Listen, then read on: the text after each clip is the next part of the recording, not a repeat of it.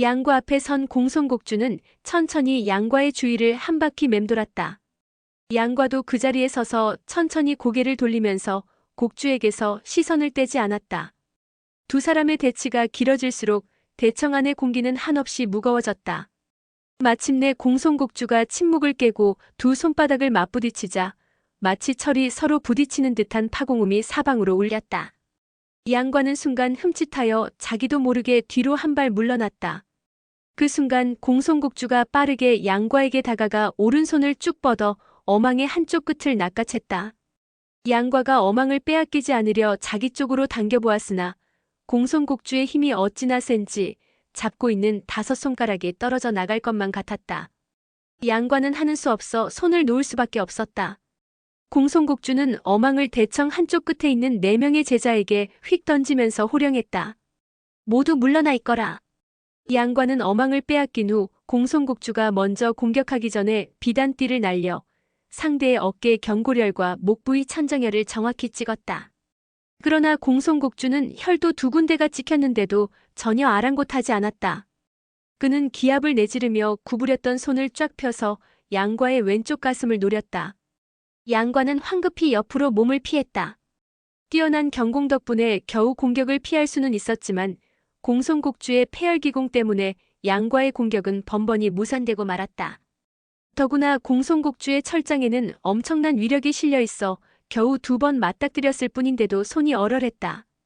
양과는 더 이상 정면으로 맞받지 않고 빠른 신법을 이용해 여기저기로 피해 다녔다. 그렇게 한치의 실수도 용납되지 않는 위험한 상황이 계속 이어졌다. 마광자 등은 모두 손에 땀을 쥐고 이 상황을 지켜보고 있었다. 양과는 다시 2차례 공격을 피한 후 이영환이로 순식간에 공손곡주의 등 뒤로 돌아가 대추혈을 4차례 가격했다. 그러나 공손곡주는 가소롭다는 듯 오히려 웃을 뿐이었다. 뒤이어 공손곡주의 일장이 양과의 얼굴을 아슬아슬하게 스쳐 지나갔다. 그 공격에 하마터면 넘어질 뻔했지만 곧 천라지망새를 펴서 몸을 솟구쳐 다시 공손곡주의 등 뒤로 갔다. 그러고는 다시 공손곡주의 허리 부분 지향혈을 연이어 4번 강타했다.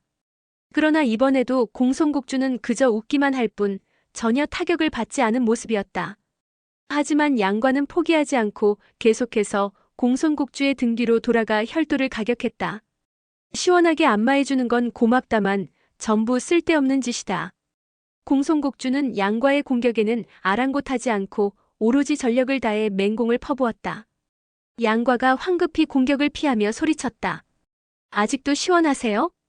그 물음에 공손곡주가 무슨 소리냐고 물으며 공중으로 몸을 솟구쳐 10손가락을 갈고리처럼 구부려 성난 독수리같이 양과를 향해 덮쳐갔다. 양과는 얼른 몸을 옆으로 틀어서 피했다. 공손곡주는 공격이 빗나가고 2발이 땅에 닿자 갑자기 간질 환자처럼 몸을 뒤틀었다. 그는 온몸이 가려워서 견딜 수가 없었다. 결국 공손곡주는 땅에 푹 고꾸라져서는 고래고래 악을 썼다. 그 모습을 보고 공손노각이 놀라서 그에게 달려갔다. 아버지, 아버지. 왜 그러세요? 공손곡주는 왼손으로 딸을 힘껏 밀쳐내며 절규하듯 괴성을 질렀다. 이 햇병아리 녀석이 감히 도감기를 쓰다니. 어서 해독약을 내놓지 못하겠느냐? 소용녀는 양과가 이미 졌다고 생각하고 있다가 돌연 상황이 역전되자 어안이 벙벙했다. 양과가 웃으며 말했다. 옥봉침을 맞으니 어때요? 지금도 시원하세요? 그 말에 소용녀도 그제야 사태를 파악하고 옥봉꿀을 내주려고 했다. 그러자 양과가 황급히 소용녀를 말렸다. 선자 안 돼요. 저 사람은 믿을 수 있는 사람이 아니니 먼저 이곳을 빠져나간 후에 꿀을 줘요. 그 말에 소용녀가 고개를 끄덕였다. 사실 양과가 혈도를 봉쇄하는 공손곡주의 폐혈기공 때문에 혈도 공격이 무용지물임을 알고도 계속해서 공손곡주의 등 쪽 혈도를 공격한 것은 공손곡주의 방심을 유도하기 위함이었다. 결국 양과의 의도대로 공손곡주의 경계가 느슨해진 틈을 타 옥봉침 2개를 중추혈에 꽂을 수 있었다. 옥봉침은 피부만 살짝 긁어도 가려움을 견디기 힘든데 정확히 혈도를 찔렀으니 그 고통이 오죽하랴. 공손곡주는 무엇보다 채통을 중시하는 사람이었다. 만약 다리나 팔이 부러졌다면 신음소리도 내지 않고 참을 수 있었을 테지만 옥봉침에 찔리자 자신도 모르게 미친 듯이 소리를 지르며 땅을 대굴대굴 굴렀다. 공손노각은 양과에게 가서 허리를 굽혀 정중하게 부탁했다. 양공자, 해독약을 주십시오. 저희 아버지를 구해주세요. 낭자, 너무 걱정하지 않아도 됩니다. 양과는 곧 공손곡주에게 쩌렁쩌렁한 목소리로 말했다. 공손곡주, 우리를 순순히 놓아준다면 해독약을 주겠소. 그 말에 공손곡주는 가까스로 몸을 일으켜 앉았다.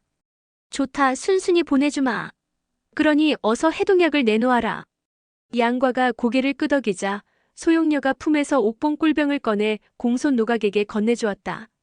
곡주님, 저의 무례를 용서하십시오. 소용녀는 정중하게 예를 차려 몸을 굽혔다. 공손노각 역시 몸을 굽혀 예로 답하고 얼른 꿀병을 아버지에게 가져다 주었다.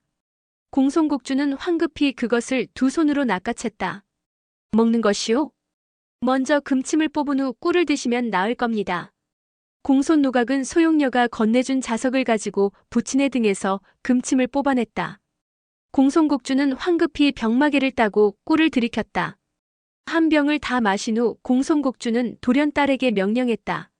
내 병기를 가져오너라. 공손곡주가 딸을 보며 명하자 공손노각의 얼굴이 하얗게 질렸다. 그러나 공손노각은 아버지의 명을 거역할 수가 없어 마지못해 대답을 하고는 내당으로 들어갔다. 그 모습을 보고 양과는 공손곡주가 약속을 지키지 않을 걸 알고 당장 도망쳐야겠다고 생각했다. 그러나 공손곡주의 대응이 먼저였다. 너희들은 입구를 막아라. 공손곡주는 가려움이 완전히 가시지 않았지만 내공을 끌어올려 만반의 태세를 갖추고 양과를 노려보았다. 곡주님, 설마 약속을 지키지 않겠다는 말인가요? 그러자 공손곡주가 두 눈썹을 치켜뜨고 얼음장같이 살벌한 목소리로 으르렁거렸다. 나는 평생 약속을 어긴 적이 한 번도 없으니 당연히 너희를 보내줄 것이다. 그러나 그 약속은 지금이 아니라 10년 뒤에 지킬 것이다. 난 윤왕자와 먼저 혼례를 올릴 것이다. 그러니 넌 이곳에 남아서 장작을 패고 꽃을 심으면서 10년을 기다려라. 그때가 되면 약속한 대로 너희를 순순히 보내주마. 그 말에 양과가 발끈했다. 세상에 그런 억지가 어디 있단 말입니까? 그러자 공손곡주가 냉소를 지었다. 억지라니? 분명 너희를 순순히 보내준다고 했지. 언제 보내준다는 말은 하지 않았을 텐데. 그때 공손노각의 목소리가 들려왔다. 아버지, 무기를 가져왔어요. 공손곡주는 몸도 돌리지 않고 어깨를 살짝 움직여 뒤로 물러나더니 손에 무기를 잡았다. 모두의 시선이 공손곡주에게 쏠렸다. 그가 왼손에 든 무기는 두껍고 날이 무딘 금도였는데 금빛이 번쩍이는 게 거기에 금칠을 한 것 같았다. 오른손에 든 무기는 가늘고 긴 검은색 검이었다. 손목을 살짝 떨치자 검신이 유연하게 흔들리며 양쪽 검날에서 시퍼런 광채가 번득였다. 금도는 무거워 보였고 흑검은 부드러우면서 가벼워 보였다. 서로 성격이 완전히 다른 무기였다. 공손곡주가 흑검과 금도를 부딪히자 맑은 소리가 여운을 길게 끌며 들려왔다. 그때 마광자가 공손곡주를 질타했다. 곡주, 그게 무슨 말도 안 되는 소리요? 양형제, 다시 한번 그 암기를 쓰게. 그리고 다시는 해독약을 주지 마. 소상자와 니마성 등은 원래 양과 편이 아니었고 번이롱과 공손노각 등은 공손곡주의 편이었으나 공손곡주의 말도 안 되는 억지에 모두가 옳지 않다고 생각했다. 사실 공손곡주는 결코 약속을 저버리는 사람이 아니었다. 평소에 그라면 여러 사람 앞에서 더욱이 제자들 앞에서 이렇게 스스로의 얼굴에 먹칠하는 억지 행동은 하지 않았을 것이다. 그런데 지금은 오로지 선녀 같은 소용녀를 아내로 맞이하고 싶은 욕심뿐이었다. 그리고 양과를 향한 질투심과 분노가 그의 이성을 마비시켰다. 공손곡주는 말없이 오른손으로 흑검을 들고 빠르게 원을 그리면서 검막을 형성했다. 그러자 무형의 검막이 펼쳐지며 공손곡주의 몸을 보호했다. 양과의 신법이 제 아무리 빠르다 해도 곡주에게 접근해 옥봉침을 찌르기는 힘든 상황이 되고 말았다. 공손곡주는 흑검으로 검막을 만들면서 점차 앞으로 다가가 양과에게 검끝을 어지럽게 떨쳤다. 양과는 흑검이 어디를 겨냥해 뻗쳐올지 몰라 방어조차 할 수 없었다. 그는 당황해 황급히 뒤로 물러났다. 그러나 공손곡주의 출수는 매우 민첩해 양과가 뒤로 물러나자 흑검이 즉시 원을 그리며 그림자처럼 따라붙었다. 흑검이 만들어내는 원은 점차 커지면서 차츰 사정권을 넓혀갔다. 금융국사, 융국서, 소상자 등은 검기로 원을 그리며 상대를 제압하는 검법은 처음 보는지라 모두 크게 놀랐다. 무수히 뿌려지는 검기의 양과는 그저 피하기만 할 뿐 전혀 반격하지 못했다. 상대의 공격이 점점 맹렬해졌다. 만약 왼손에 들고 있는 금도까지 사용한다면 더 이상 피하지 못할 것 같은 예감이 들었다. 그래서 양과는 재빨리 왼쪽으로 몸을 날려 비단띠를 휘둘렀다. 그러자 방울 소리를 내며 비단띠는 공손곡주의 왼쪽 눈을 향해 날아갔다. 공손곡주는 고개를 살짝 기울여 피한 후 검으로 즉각 반격했다. 양과는 다시 비단띠를 휘둘러 상대의 왼쪽 다리를 휘감았다. 그러곤 막 잡아당기려는데 예리한 흑검이 시퍼런 광채를 휘날리며 비단띠를 반으로 잘라버렸다. 모두가 놀라서 소리를 지르는 가운데 금도가 바람을 가르며 양과의 정면을 향해 날아왔다. 그러자 양과는 급히 땅바닥을 구르며 번이롱의 강장을 빼앗아 들고 가까스로 금도를 막았다. 금도와 강장이 부딪히는 날카로운 금속성이 천지를 울리면서 두 사람 모두 심한 충격에 손목이 얼얼해졌다. 공손곡주는 왼손으로 금도를 횡으로 베고 오른손에 든 흑검을 비스듬히 찔렀다. 원래 도법은 무겁고 강한 반면 검법은 가볍고 민첩한 것이 장점이었다. 두 가지 병기는 성질이 완전히 다르기 때문에 한 사람이 도와 검을 동시에 쓰는 건 거의 불가능한 일이었다. 하지만 공손곡주는 한 손에는 검을, 또 다른 한 손에는 돌을 잡고도 자유자재로 움직였다. 그의 무공은 마치 주백통의 쌍수호박수를 보는 것 같았다. 강함과 부드러움, 양과 음이 조화를 이루니 실로 무림에서 보기 드문 절묘한 무공이 펼쳐졌는데 이는 공손곡주의 절기인 음양도 검법이었다. 양과는 기압을 내지르며 강장으로 타구봉법의 마금초식을 구사해 철통 같은 방어를 유지했지만 강장은 타구봉법을 쓰기에는 길이도 길 뿐 아니라 그 무게가 너무 무거웠다. 그러니 제대로 타구봉법을 구사할 수 없었다. 공손곡주는 곧 이 허점을 찾아내 금도로 강장을 막으며 흑검을 내리쳤다. 그러자 강장이 흑검에 의해 두 동강이 났다. 덕분에 양과는 동강난 강장을 휘두르며 오히려 아까보다 훨씬 자연스럽게 타구봉법을 구사했다. 공손곡주는 양과를 겨냥해 냅다 왼손에 금도를 내리찍었다. 이는 칼을 정면에서 그냥 내리찍는 동작이라 몸을 살짝 돌리면 쉽게 피할 수 있었다. 그러나 곡주의 흑검이 원을 그리며 양과의 퇴로를 모두 막고 있는지라 피할 곳이 없었다. 양과는 어쩔 수 없이 동강난 강장을 두 손으로 번쩍 치켜들어 금도를 막을 수밖에 없었다. 금도와 강장이 부딪히자 굉음과 함께 불꽃이 사방으로 튀었다. 양과는 순간 두 팔이 얼얼하여 움직일 수가 없었다. 공손곡주는 여세를 몰아 다시 금도를 내리쳤다. 조금 전과 똑같은 공격이었다. 양과는 그동안 여러 가지 무공을 익혔고 다재다능했기에 임기응변에 능했다. 그러나 지금은 그 모든 게 기교에 불과한 것처럼 느껴졌다. 여러 무공을 익히다 보니 정작 중요한 내공에서 밀린 것이다. 두 번째로 금도와 강장이 부딪히자 양과는 두 팔이 더욱 얼얼해졌다. 이대로 금도를 더 받아내다간 팔의 힘줄이 모두 끊길 것만 같았다. 어찌해야 할지 몰라 당황하고 있는데 공손곡주가 세 번째 똑같은 공격을 전개했다. 양과로선 역시 강장으로 막는 수밖에 없었다. 이렇게 똑같은 공격과 방어가 몇 번 더 계속되자 동강난 강장은 금도에 찍혀서 일그러졌고 양과의 오른손 엄지와 식지 사이에서 피가 흘렀다. 공손곡주는 이런 상황에서도 양과가 얼굴에 미소를 띠고 있자 화가 치밀어 왼손으로 금도를 내리찍으면서 오른손으로 흑검을 휘둘러 배를 찔렀다. 양과는 이미 대청 구석으로 몰린 상태라 피할 곳도 없었다. 양과는 칼날이 다가오자 급한 김에 손바닥을 펴서 막을 수밖에 없었다. 그 모습을 보고 모두가 놀라서 비명을 내질렀다. 그런데 순간 이상한 일이 벌어졌다. 흑검이 양과의 손바닥을 찌르자 오히려 검이 휘어지면서 튕겨나가는 게 아닌가. 그 이유는 소용녀가 준 장갑 때문이었다. 양과는 장갑의 위력을 확인하자 더 이상 흑검이 두렵지 않았다. 흑검을 막을 수만 있다면 더 이상 무리해서 금도를 받아낼 필요도 없었다. 양과는 잽싸게 손을 뻗어 흑검의 날을 잡고 내려찍는 금도는 몸을 틀어 피했다. 그러곤 흑검을 부러뜨리기 위해 손에 힘을 줬다. 그러나 공손국주가 손목을 살짝 비틀자 흑검이 회전하며 검끝이 양과의 팔뚝을 찌르고 말았다. 그러자 양과의 짧은 비명과 함께 팔에서 붉은 피가 쏟아졌다. 양과는 깜짝 놀라 얼른 검날을 놓고 뒤로 물러났다. 그 순간 공손국주가 거리를 좁히며 다가와 금도로 양과의 머리를 내리쳤다. 양과는 하는 수 없이 동강난 강장으로 막았으나 그동안 충격이 누적되어 금이 갔던 강장은 그대로 부서져 반토막이 나고 말았다. 더 이상 강장은 무기로 사용하기에 너무나 짧았다. 공손국주는 왼손으로 금도를 휘두르고 오른손으로 흑검을 쭉 뻗어 양과의 어깨를 찔렀다. 그러자 양과의 장포에 핏자국이 선명하게 배어나왔다. 공손국주가 엄숙한 표정을 지으며 다그쳤다. 이젠 승복하겠느냐? 그러자 양과는 손에 쥐고 있던 동강난 강장을 땅에 휙 내던졌다. 그러곤 장갑을 벗고 반으로 잘린 비단띠를 주워서 소용녀에게 건넸다. 이어 양과는 손으로 옷에 묻은 먼지를 탁탁 털었다. 상처에서 피가 끊임없이 흘렀지만 아랑곳하지 않는 모습이었다.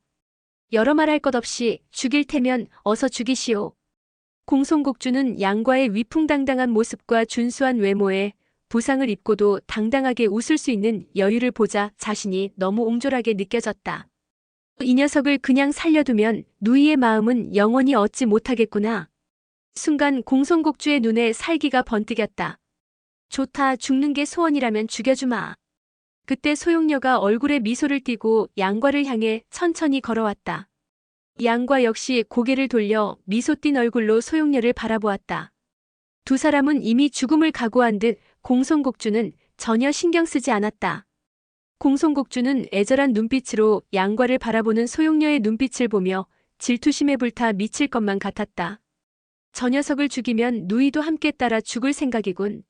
먼저 혼례를 올려 첫날 밤을 보낸 후 저놈을 죽여도 늦지 않을 것이다. 그는 즉시 소용녀에게 소리쳤다. 누이가 나와 예정대로 혼례를 올린다면 저놈을 살려주겠소. 그러나 소용녀는 고개를 내저었다. 곡주님이 저를 구해주신 은혜는 감사하게 생각합니다. 하지만 저는 곡주님과 혼인할 수 없습니다. 그러면서 자신의 옷깃을 찢어 양과의 상처를 동염했다. 그때 금융국사가 돌연 큰 소리로 외쳤다. 공손곡주, 그들을 그냥 보내주시오. 그러나 공손곡주는 콧방귀만 낄 뿐 분노로 새파랗게 질린 얼굴을 한 채 대꾸도 하지 않았다. 금융국사가 다시 소리쳤다. 저 두 사람이 쌍검으로 함께 덤비면 금도 흑검이라도 이길 수 없을 것이오. 그러니 괜히 미인도 잃고 체면도 깎이기 전에 인정을 베풀어 곱게 보내주시오. 금융국사는 소용녀와 양과의 옥녀검법에 패한 후 항상 이를 수치스럽게 여겨왔다. 그 후 아무리 생각해도 이를 꺾을 방법을 찾지 못하고 있다가 공손곡주의 음양도검법을 보게 된 것이다. 그는 공손곡주의 음양도검법이 자신의 금융과 막상막하라는 생각이 들어 세 사람이 함께 싸우도록 부추겼다.